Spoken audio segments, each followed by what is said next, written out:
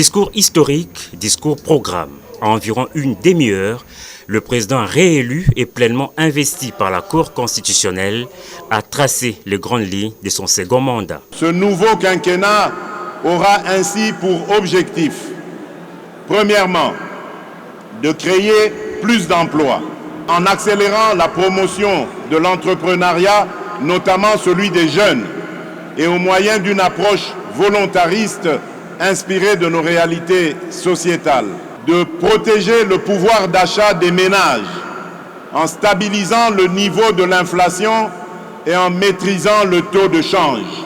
Troisièmement, d'assurer avec beaucoup plus d'efficacité la sécurité de nos populations, de notre territoire, de nos biens ainsi que la préservation de nos intérêts.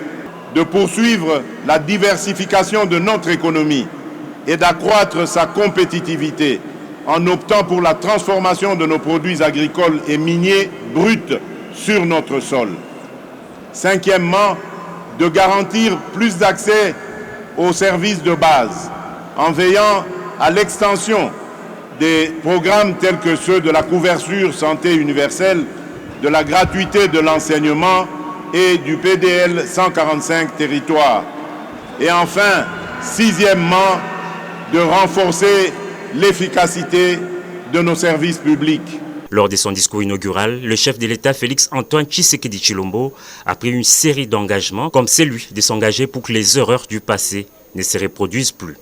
Tirant les leçons de l'expérience passée et ayant à l'esprit vos aspirations exprimées, je m'engage à user de tout ce qui est en mon pouvoir pour que les erreurs du passé ne se reproduisent plus et pour que les actions nécessaires à l'avancement de notre pays soient promptement prises.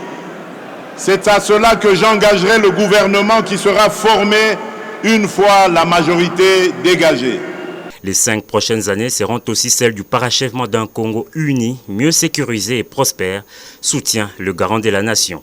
Il s'agit désormais pour nous de rester mobilisés et soudés dans notre lutte contre l'insécurité et la pauvreté, nos seuls et réels ennemis.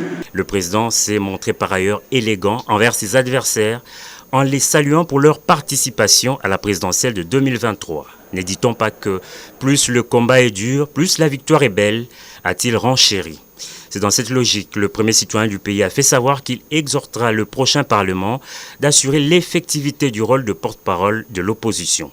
Allocution prononcée devant plus de 80 000 Congolais et une trentaine de délégations étrangères, dont près d'une vingtaine conduites par des chefs d'État et de gouvernement. Le président de la République leur a tous rendu hommage pour leur présence qui témoigne de leur appréciation de l'immense bond en avant que vient d'effectuer le peuple congolais sur le chemin vers l'exercice souverain de la démocratie.